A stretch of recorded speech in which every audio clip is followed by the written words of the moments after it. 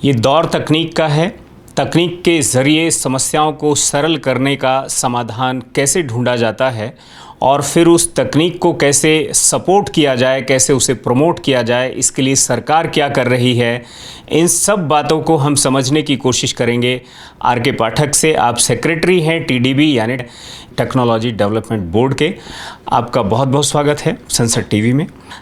Innovative Bharat में संसद TV जिस सीरीज को शुरू कर रहा है, जाहिर तौर पर उसमें आपकी बहुत महती भूमिका है आपके डिपार्टमेंट की, और ख़ास तौर पर जो वैलरेक्स है हम उसे अपनी सीरीज में ले रहे हैं। ये वैलरेक्स क्या है और टीडीबी का इसमें क्या भूमिका है?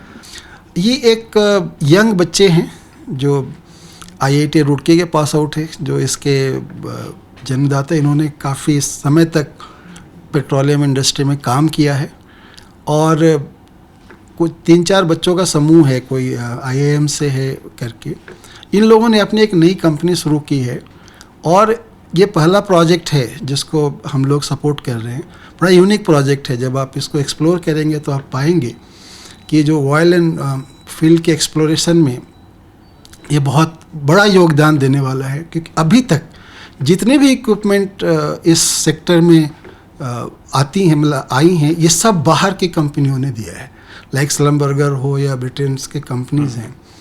ये फर्स्ट टाइम ऐसा हो रहा है कि हम हमारे इंडिजीनियस कोई कंपनी, वो भी स्टार्टअप, इस तरीके का प्रोडक्ट लेके आ रहे हैं जिसके बहुत तेल के खेल में भारतीय लड़के जो हैं वो यस। और ये शायद आने वाले दिनों में विदेशी कंपनियों को भी पीछे छोड़ देंगे, ऐसा मेरा अनुमान है। क्योंकि कुछ प्रोडक्ट इन्होंने ऐसा डेवलप किया है, गर्ब बोल के है उनका, जब आप जाएंगे तो डिटेल आपको बताएंगे। तो जो ऑयल वेल्स ड्राई हो गई है या उससे अनइकोनॉमिकल है एक्सट्रैक्शन, वो इसकी टेक्नोलॉजी से वो सारे हाइड्रोकार्बन वहाँ से हम निकाल सकते हैं और इट विल बिकम वायबल। और उसकी प्रोडक्शन जो सूख है, जैसे फॉर आपको पता हो कि पहला ऑयल हमारे डिगबोई 18वीं सेंचुरी में ब्रिटिश के समय में ये पेट्रोलियम के क्षेत्र में आसाम, वो अब बंद हैं वेल्स, उसमें से नहीं एक्सट्रैक्शन होता। बट इनकी technology now they are going to use, और उससे फिर वो हाइड्रोकार्बन वहाँ से ये लोग निकालेंगे। शुक्रिया डॉक्टर पाठक। और कुल मिलाकर के आपने देखा कि किस तरह से डॉक्टर पाठक ने टीडीबी के बारे में बताया, और जिस सीरीज का जो ये एक खास एपिसोड है टेक्नोलॉजी डेवलपमेंट बोर्ड, उसे हमने समझने के बाद उन्होंने बताया कि 400 से ज़्यादा इस तरह की इनोवेशन है जिनको टीडीबी ने प्रमोट किया है अभी तक। इसी में से एक इनोवेशन को हम आपके साथ आज साझा करेंगे। जब कुछ नया करना होता है और दिमाग की बत्ती जलती है, तब शुरू होता है इनोवेशन। स्वागत है आपका इनोवेटिव भारत में। मैं हूं रामवीर श्रेष्ठ। मैं आपको लेकर आया हूं आज रेवाड़ी में, और मैं यहां मिलाऊंगा तेल के कुएं के डॉक्टर्स से। मतलब जो दुनिया भर में जो तेल के कुओं से तेल निकाला जा रहा है, अगर उसमें कोई समस्या आती है तो वो उनको कंसल्टिंग भी उनकी करते हैं, उनको कंसल्टेंसी देते हैं। और अगर वहाँ पर किसी तरह के खास इक्विपमेंट की ज़रूरत है तो उसकी भी सप्लाई करते हैं, और यहाँ पर यूनिक इस तरह के इक्विपमेंट बनाते भी हैं। भारत सरकार के टेक्नोलॉजी डेवलपमेंट बोर्ड ने उनको प्रमोट किया है। उनको ही प्रमोट क्यों किया है? क्योंकि करीब 5 फाइलें उनकी पेटेंट में हैं, और उनका लक्ष्य है 2025 तक 25 फाइलें पेटेंट तक पहुंचाना। मतलब 25 ऐसे इनोवेशन करना जो तेल के खेल में भारत के इन योद्धाओं को खड़ा कर सके, भारत को खड़ा कर सके। हमारे साथ में राहुल हैं। आप वेलरेक्स के सीईओ हैं। आपका बहुत बहुत स्वागत है। सबसे पहले तो आप अपना परिचय बताइए। नमस्कार सर, मेरा नाम राहुल गुप्ता है। मैं क्लास ऑफ 2007 मैकेनिकल इंजीनियर हूँ आईआईटी रुड़की से। उसके बाद मैंने ऑयल एंड गैस इंडस्ट्री में काम किया है 12 साल। और 2019 में हम लोगों ने जब टीम मिली तो हमने सोचा कि अभी भारत में जो सबसे बड़ी समस्या है कि हमें अपना ऑलमोस्ट 90% ऑयल और गैस इंपोर्ट करना पड़ता है, और साथ साथ में हमको उसकी जो टेक्नोलॉजी है तेल को निकालने की या गैस को निकालने की, वो भी बाहर से मंगानी पड़ती है। तो हम लोगों ने मिलकर डिसाइड किया कि अब इस परिप्रेक्ष्य को चेंज किया जाए, बदला जाए। और इंडिया एक दिन में तो इम्पोर्ट डिपेंडेंसी ख़त्म नहीं होगी, पर एटलीस्ट हम टेक्नोलॉजी जो है, जो उसकी प्रौद्योगिकी है, जो उसको निकालने का तरीका है, वो हम किसी भी तरीके से उसकी इम्पोर्ट डिपेंडेंसी कम करें हिंदुस्तान में।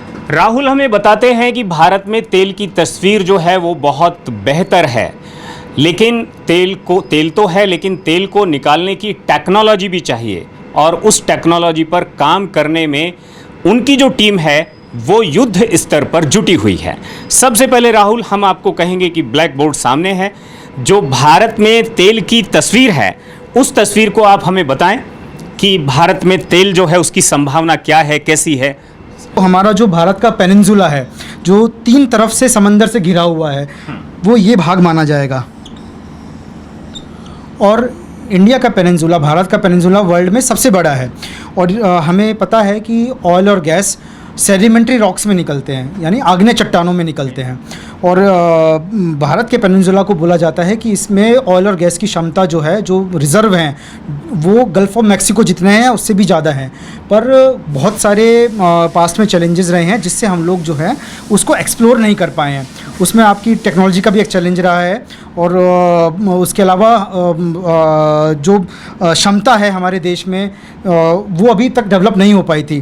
तो इस वजह से हमारी इंपोर्ट डिपेंडेंसी जो ऑयल की, वो अभी भी 90% है। मैं तेल के कुएं की बात करूं तो अगर वो समंदर के बीच में खोदा जा रहा है तो उसका खर्चा आ सकता है 50 करोड़ से लेकर 500 करोड़ तक, या ज़मीन पे खोदा जा रहा है तो उसका खर्चा आ सकता है 5 करोड़ से लेकर 20 करोड़ तक। हिंदुस्तान में बहुत सारे ऐसे तेल और गैस के कुएँ हैं जो बीमार पड़े हैं।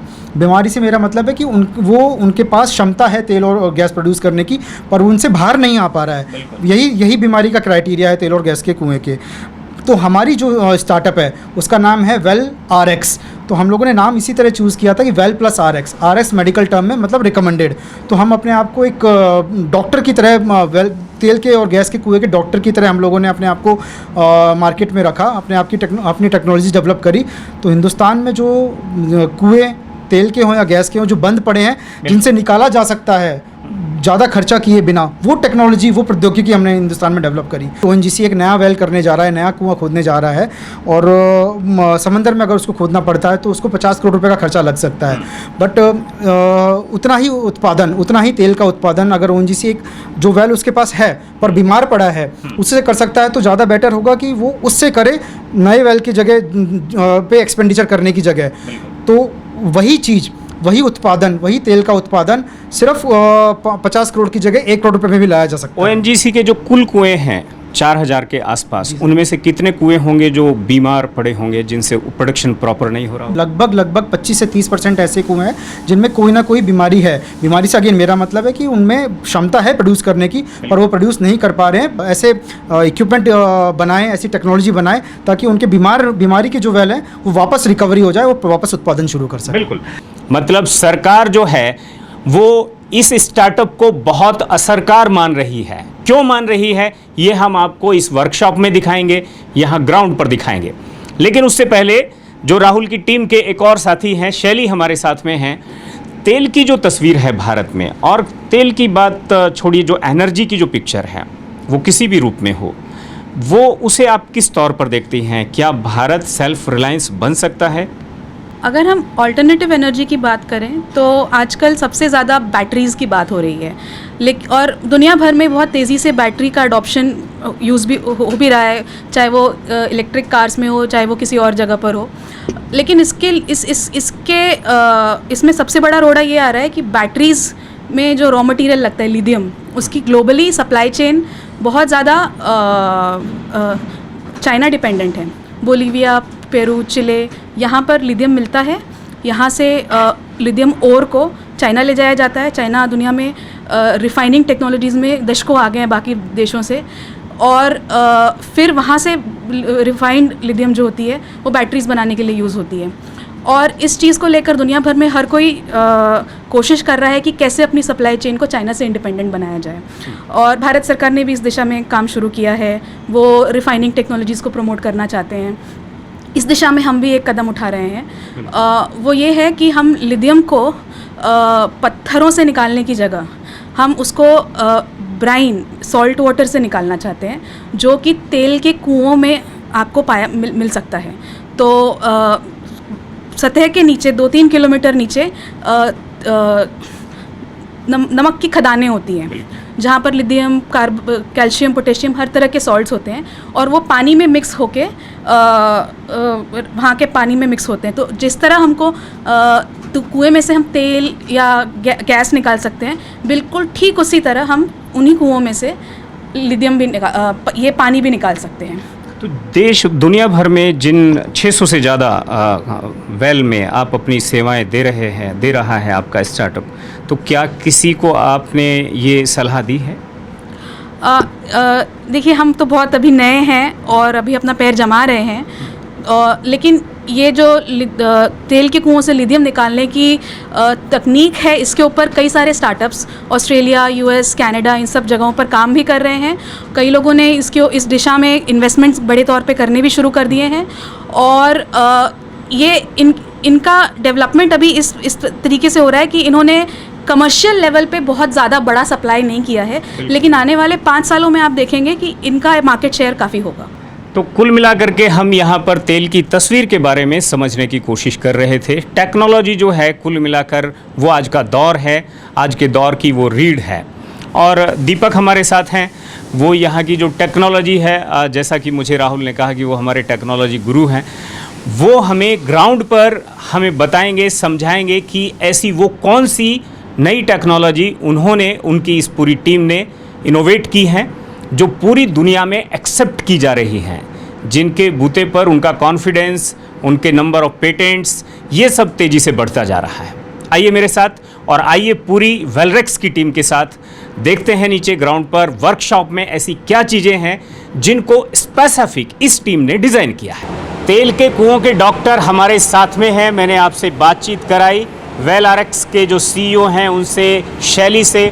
दीपक हमारे साथ में हैं और टेक्नोलॉजी को वो किस तरह से समझते हैं, किस तरह से वो पेटेंट की दिशा में जा रहे हैं, किस तरह से वो दुनिया के लिए एक पैरामीटर सेट कर रही है ये टीम, वो हमें बताएंगे। जी, तो सर टेक्नोलॉजी वाइज मैं बताता हूँ कि कुछ ऐसी टेक्नोलॉजीज़ हैं जो तेल के कुओं में पिछले 20, 25, 30 सालों से एज इट इज़ चली आ रही हैं। ठीक है। उनके कुछ प्रोस हैं, कुछ कॉन्स हैं। तो उनके कॉन्स कुछ इस तरह के थे, जैसे मैं आपको एग्जांपल के तौर पे बताऊं कि ये एक एल्युमिनियम का पार्ट है जो वेल में यूज़ होने के बाद काट दिया जाता है। अब काटने के दौरान इसके 2 ही रास्ते होते हैं कि या तो ये सीधी तरह से कट जाए या ना कटे। कट गया तो बहुत अच्छा, अगर ये नहीं कटता तो उस टाइम रिग की कॉस्ट, जो कि हमारी per day rig cost operating 5 crore से 25 करोड़ तक जा सकती है, डिपेंडेंट के वेल कहाँ है, ज़मीन पे है या ऑफशोर में है या डीप वाटर में है। तो ये एक प्रॉब्लमेटिक एरिया हम कह सकते थे। हम लोगों ने ये एक मटेरियल जो है इंजीनियर किया। ये लकड़ी है? जी नहीं, ये लकड़ी नहीं है, ये कंपोजिट मटेरियल कहलाता है। इसके अंदर कपड़ा, प्लास्टिक, इपॉक्सी और थोड़ी सी लकड़ी भी है। तो ये मटेरियल हमने डेवलप किया, जहाँ इस एल्युमिनियम को वेल में काटने में कभी कभी 24 घंटे लगते थे, वहाँ इस मटेरियल को काटने में मात्र 12 मिनट लगते हैं। और ये टेक्नोलॉजी हमारी देश की कंपनी ONGC को इतनी पसंद आई है कि अभी उन्होंने हमें 90 सेट हमसे ये मांगे थे, क्योंकि उन्हें अपने अपकमिंग वेल्स में सिर्फ यही टेक्नोलॉजी डालनी है। ये टेक्नोलॉजी इंडिया से हमने पूरी तरीके से ऑब्सोलीट कर दी। और अगर दुनिया को पता लग गया तो दुनिया भर में भी वेल में यही टेक्नोलॉजी यूज़ करने लगेंगे। जी, टेक्नोलॉजी ये यूज़ होनी भी चाहिए, लेकिन वेलआरएक्स ने इसको पेटेंट से सिक्योर किया है, तो हम थोड़ा सा सिक्योर साइड में है, मतलब इसे कोई कॉपी नहीं कर सकता। मैं देख रहा हूँ कुछ बॉल हैं आपके पास में, ये किस काम की होती है? सर ये बॉल्स भी जो है मतलब टेक्नोलॉजी का एक नमूना ही कहेंगे हम इसे, क्योंकि पहले ये बॉल्स जो होती थी ये ब्रास मटेरियल की बॉल है और काम इसका भी वही है। इक्विपमेंट को ऑपरेट होने के बाद इसको भी काट दिया जाता है। लेकिन हमारे साथ प्रॉब्लम ये थी कि ये बॉल्स भी सब बाहर से ही आया करती थी। मतलब ये बॉल जो, अगर मैं इसके इन हाउस कॉस्ट की बात करूँ अभी इंडियन रुपीज़ में, अगर ये हमें 5 से 10 हज़ार की पड़ रही है डिपेंडिंग ऑन साइज, ये हम डॉलर्स में ख़रीदा करते थे इंडिया से। लेकिन अब ये वेलआरएक्स ने अपनी खुद की बॉल्स डेवलप की हैं, और कमाल की बात ये है कि अब फॉरेन प्लेयर्स जो हैं वो हमसे ये बॉल्स खरीद रहे हैं। यहाँ कुछ और चीज़ें भी हैं, जैसे ये मैं कुछ अलग शेप देख रहा हूँ, ये क्या? ये शेप सर वेल में इसका भी फंक्शन वही है, लेकिन ये जो था हमने अब जिस तरह से यहाँ पे एल्युमिनियम को रिप्लेस किया है, इससे हमने कास्टिंग को रिप्लेस किया, क्योंकि वेल में कुछ कास्टिंग्स भी यूज़ होती हैं और उनका भी कास्टिंग का प्रॉब्लम वही है। बल्कि कास्टिंग का तो एक और प्रॉब्लम था कि वो ऑपरेट होने से पहले ही टूट जाया करती थी। तो इसीलिए इस मटेरियल से हमने वो चीज़ भी वेल में रिप्लेस की है। और ये जो है स्पेशली मटेरियल पूरा का पूरा बाहर ही जा रहा है अभी, और इसको ओमान ने स्पेशली हाथों हाथ लिया है। यहाँ पर कुछ और पेटेंटेड टेक्नोलॉजी हैं, उनको भी हम देखेंगे दीपक के साथ और समझने की कोशिश करेंगे कि दुनिया कैसे वेल आरएक्स के साथ में जुड़ना चाहती है और कैसे वेल आरएक्स की टीम दुनिया भर में ऑपरेट कर रही है तेल के कुओं को। ये तेल की तकनीक है, इसके बारे में हमारी जानकारी ज़ीरो है, परंतु यहाँ पर तकनीशियन हैं, वो हमें भी बता सकते हैं, आपको भी बता सकते हैं। और ये स्टार्टअप जो है इस तकनीक को लेकर के दुनिया में कहाँ तक पहुँचा है, ये भी राहुल ये बात हमें बताएंगे। पहले बात तकनीक की हो जाए दीपक। ये जो टूल है, ये टूल बेसिकली क्या है कि वेल दो कंडीशन में हमें वेल को बंद करना पड़ता है, या तो तूफान की स्थिति हो या फिर वार हो। क्योंकि यस, किसी भी अगर दूसरी कंट्री का हमला होने वाला है देश में, तो हमें अपने तेल को कुओं को बंद करना पड़ता है। दुश्मन जो सबसे पहले टारगेट करेगा वो एनर्जी पे ही टारगेट करेगा। ठीक है। तो ये जो स्पेशली टूल है, ये वेल में इस तरीके से डाला जाता है कि ये वेल को कुछ टाइम, कुछ दिन या कुछ महीने के लिए बंद कर सकता है, और ऊपर से उसके ऊपर फिर कुछ भी होता रहे, कितने ही तूफान गुजर जाए, वेल अपनी तरफ से तस से मस नहीं होने वाला। बम से भी नहीं टूटता है। नहीं, बम इस तक पहुंचेगा नहीं वैसे, क्योंकि वेल इसके नीचे रहेगा। ये उसके लिए रक्षा सूत्र का काम करेगा। एग्जिस्टिंग जो तेल के कुएं हैं वहीं से दूसरा कुआं खोदा जाए, तो ये बेसिकली एक डिफ्लेक्टर की तरह काम करता है। डिफ्लेक्शन ये कि इस पे घूमता हुआ टूल आता है और इस पे एक पर्टिकुलर डिग्री से वो साइड में मुड़ जाता है जी। तो ये एक बेसिकली बहुत ही कॉस्ट सेविंग टूल है, और ये अभी तक हम प्राउडली कहते हैं सिर्फ वेल आरएक्स के पास है इंडियन कंपनीज में, और ये हमने एग्जीक्यूट कर दिया है वेल में।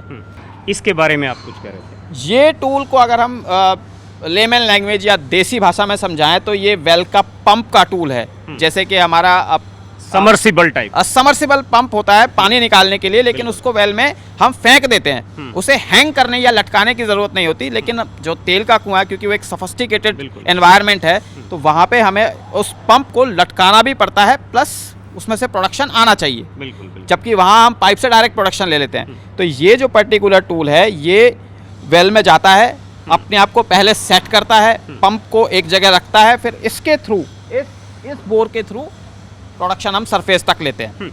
राहुल, हमने वहाँ पर देखा कि जो 4-4.5 किलोग्राम का एक वहाँ पर टूल था, उसको 250-300 ग्राम के टूल से रिप्लेस कर दिया गया, जिसको ONGC ने बहुत अप्रिशिएट किया। और आपने बताया भी कि दीपक ने बताया कि वो ओमान ने उसको एक्सपोर्ट कर रहे हैं। यहाँ पर जो हम देख रहे हैं, यहाँ पर ये जैसे वो तेल का लॉकर है, और ये भी 2 चीज़ें हैं। ये सब टूल टेक्निक्स ये कहाँ आप एक्सपोर्ट कर रहे हैं? सर, मैं इधर से शुरुआत करता हूँ। सबसे पहले जो दीपक ने बताया, इसे ESP पैकर कहते हैं। ये अभी हम लोग ऑस्ट्रिया के लिए लाइन अप कर रहे हैं एक्सपोर्ट के लिए, जो वहाँ के नेशनल ऑयल कंपनी के तेल के कुएं में लगेगा। और इसका एक पर्टिकुलर खासियत ये है कि सर, ये क्योंकि ऑस्ट्रिया पहले ईस्टर्न ब्लॉक में था, तो इसके जो साइज़ और जो इसकी प्रेशर रिक्वायरमेंट है और जो इसके परफॉर्मेंस पैरामीटर्स हैं, वो बिल्कुल अलग हैं जो जनरल इस टाइप के इक्विपमेंट में यूज़ होती है। तो ये हम लोगों ने स्पेशलाइज्ड डिज़ाइन किया है ऑस्ट्रिया के लिए। और इसकी जो जैसे अभी बताया कि हम जो तेल का कुआं एग्जिस्ट करता है, उसको ही यूज़ करके हम लोग कैसे इस इक्विपमेंट का डिप्लॉयमेंट करते हैं। और जैसे दीपक भी बता रहे थे, ये इक्विपमेंट सिर्फ हमारे पास है इंडिया में। और मैं अगर सर आपको कमर्शियल पर्सपेक्टिव से बताऊं, एक्सपोर्ट पर्सपेक्टिव से बताऊं, तो यही चीज़ अभी ONGC जो जिस दाम में ख़रीदता है, हम डेवलप करने के बाद, और हम लोग ONGC को भी प्रपोज भी किया है, वही ONGC का खर्चा सिर्फ 1/3 हो जाएगा। तो इससे देश का बहुत पैसा बचेगा। कितने देश हैं जहां पर वेल आरएक्स, मतलब आपकी टीम जो है तेल के कुएं या तेल निकालने के जो ऑयल रिजर्व हैं, वहां पर अपनी टूल टेक्निक्स सप्लाई कर रही है? सर, हम लोग अब तक 70 देशों में अपना इक्विपमेंट और टेक्नोलॉजी एक्सपोर्ट कर चुके हैं। और अगर मैं कॉन्टिनेंट्स की बात करूं तो एंटार्क्टिका के अलावा सारे कॉन्टिनेंट्स में हमारी टेक्नोलॉजी डिप्लॉय हो चुकी है। और इसमें हमारी पेटेंटेड टेक्नोलॉजी भी है और कन्वेंशनल इक्विपमेंट भी है। मतलब आप समझ सकते हैं कि ऑस्ट्रिया भी एक टूल जा रहा है, तो वियतनाम भी जा रहा है, तो जर्मनी भी जा रहा है, तो ओमान भी जा रहा है, और केवल ये तो 4 देश मैंने बताया, उन्होंने तो आंकड़ा बताया कि करीब 70 देशों में वो अपने टूल्स भेज रहे हैं। इससे पहले एशिया में जो पहला वेल ड्रिल हुआ था, तेल का कुआं ड्रिल हुआ था, वो आसाम में ड्रिल हुआ था, और अरब में नहीं। नहीं सर, अरब में नहीं हुआ था। तो हमारे पास वो इतिहास है लगभग 170 साल का, पर हम चाहते हैं कि अब उसको हम लोग उस पर बिल्ड करें और मेक श्योर करें कि हमारी प्रौद्योगिकी, हमारी टेक्नोलॉजी यूज़ करके हम अगर 100% इम्पोर्ट डिपेंडेंसी कम रिप्लेस नहीं तो एटलीस्ट कम कर सकें। मतलब आप इस बात को समझकर ताज्जुब में आ जाएंगे कि एशिया का वो देश जहां पर तेल का कुआं जो है वो सबसे पहले खोदा गया, वहां पर तेल को निकालने के मामले में अरब जो है, ठीक है, वो हमसे बहुत आगे चला गया। ये गैप जो है ये क्यों आया होगा, ये भी राहुल शायद ज़्यादा अच्छे से बता पाएंगे। सर इसमें 2 चीज़ें हैं, और मैं एक ऑनेस्ट एडमिशन लूँगा यहाँ पे कि तेल की जो अवेलेबिलिटी है, आप कह रहे हैं कि उसकी एक्सेस है, वो मिडिल ईस्ट में बहुत इजी है, क्योंकि वहाँ पे अगर आप कुवैत में जाएंगे तो बताते हैं कि वो तेल के कुएं पे ही तैर रहा है, बेसिकली तेल के समंदर पे, तो वहाँ पे 800 मीटर पे ही तेल मिल जाता है। पर इंडिया में जो है डेप्थ जो है ज़्यादा है, तो हमारे टेक्नोलॉजिकल चैलेंजेस डिफरेंट थे, पर हमको पिछले 100-150 साल में उस पर काम करना चाहिए था। पिछले 70 साल में तो हमको डेफिनेटली काम करना चाहिए था, ताकि हम लोग को टेक्नोलॉजी अब तक ईजाद कर चुके हैं। तो जितना गहराई में है उतना ज़्यादा भी है क्या? हाँ, उतना ज़्यादा भी, यस सर। आप जैसे डीप वाटर में अगर जाते हैं तो हमेशा ये देखा गया है, जैसे इंडिया का जो केजी बेसिन है, कृष्णा गोदावरी बेसिन है, तो जितना हम डीप में जाते हैं उतना तेल का दबाव जो होता है और गैस का दबाव ज़्यादा होता है। इसका मतलब है वहाँ पर ज़्यादा oil and gas in general मिलता है। बिल्कुल, और इस बात के लिए राहुल और उनकी पूरी टीम को संसद टीवी की तरफ से भी थैंक्स कहा जाना चाहिए कि वो भारत के लिए एक तरह से तकनीकी के क्षेत्र में, और स्पेशली जो ये एनर्जी से जुड़ी हुई तकनीक है उसके क्षेत्र में जिस तरह से ये काम कर रहे हैं वो काबिले तारीफ़ है। और ख़ास बात यह है कि रुड़की IIT और मैकेनिकल इंजीनियरिंग और उस तरह की स्ट्रीम से जुड़े हुए जो लोग हैं वो इस तरह से काम कर रहे हैं। हालांकि उनका अपना अनुभव जो है वो 12-14 साल का है, जब वो तेल के कुओं पर खड़े होकर उन्होंने मिडल ईस्ट में भी तेल को निकाला है, तो इसलिए उनका एक्सपीरियंस है, और उससे यहाँ पर इंस्पायर्ड होकर के अपने देश के लिए कैसे काम कर सकते हैं इसके लिए उन्होंने काम करना शुरू किया।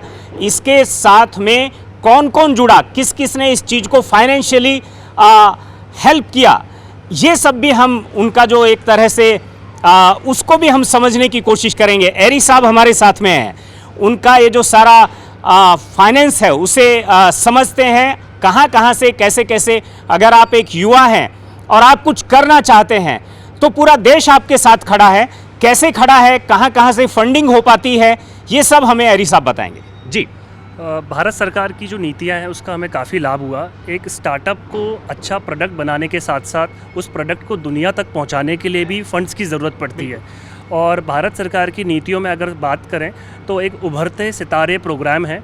ये उभरते सितारे प्रोग्राम जो है ये export import bank of India द्वारा चलाया जाता है, जो कि 100% गवर्नमेंट कंपनी है। एग्जिम बैंक इसे शॉर्ट फॉर्म में कहा जाता है। तो उभरते सितारे प्रोग्राम में हम क्वालिफाई हुए। ये ऐसी कंपनीज को शॉर्टलिस्ट करते हैं जिनमें एक्सपोर्ट बढ़ाने का और इंपोर्ट को कम करने का जिनका उद्देश्य है और जिनके अंदर क्षमता है। उसी तरीके से हमने टेक्नोलॉजी डेवलपमेंट बोर्ड का साथ लिया, उनके थ्रू हमने टेक्नोलॉजी के लिए फ़ंड लिया। उन टेक्नोलॉजी को दुनिया तक पहुंचाने के लिए हमने नई फैसिलिटी हम बना रहे हैं और नई नई मशीनरीज़ को हमने परचेज़ किया। इसके साथ हमें फ़ायदा मिला भारत की PSU ONGC से।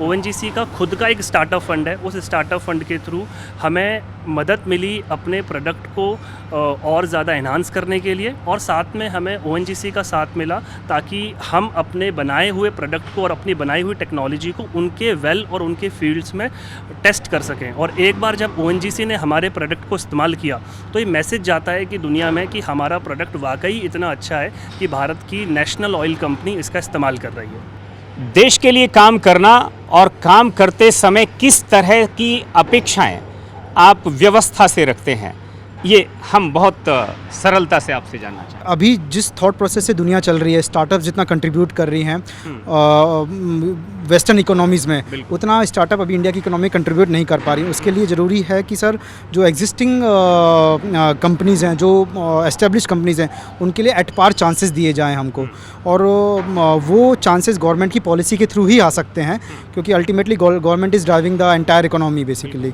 तो अभी जो स्टार्टअप्स का कंट्रीब्यूशन है towards the economy of India, it can be multiple fold, वो बहुत ज़्यादा इंक्रीज़ हो सकता है अगर उनकी पॉलिसीज़ में सिर्फ इतना चेंज आ जाए गवर्नमेंट की, या एनफोर्स कर दिया जाए कि स्टार्टअप्स को भी इक्वल चांस दिया जाए जो एग्जिस्टिंग कंपनीज़ को दिया जा रहा है। बहुत बहुत धन्यवाद, बहुत बहुत शुक्रिया आप लोगों का। और एक बात यहाँ पर ज़रूर है कि इस तरह के जो होनहार है, ये जो टैलेंट है, इस टैलेंट का मान किया जाना चाहिए, सम्मान किया जाना चाहिए। इनकी कोशिश है उस तकनीक को भारत में बनाने की, और भारत में जो वेल हैं उनको अप्रोप्रिएट तरीके से वो संचालित हों, वो ज़्यादा से ज़्यादा तेल का उत्पादन कर सकें, तेल के नए जो कुएं हैं उन पर काम शुरू हो, ताकि भारत आत्मनिर्भर बने तेल के मामले में ख़ास तौर पर। क्योंकि 20 लाख करोड़ ये कम अमाउंट नहीं होता है, 20 लाख करोड़ रुपए का तेल हर साल भारत को खरीदना पड़ता है। ये भारत के बजट का करीब करीब आधा है, और अगर भारत इसे सेव करने में कामयाब हो जाता है तो तरक्की को चांद तक पहुंचाने में हर आदमी का जो योगदान है, उसको जो बूस्ट करना है, उसमें इस पैसे का इस्तेमाल किया जा सकता है। इनोवेशन की इस इबारत को लिखने में अगर आपने भी कुछ काम किया है तो आप मुझे ज़रूर बताइए। हम आएंगे आप तक और दुनिया को दिखाएंगे आपका इनोवेटिव भारत।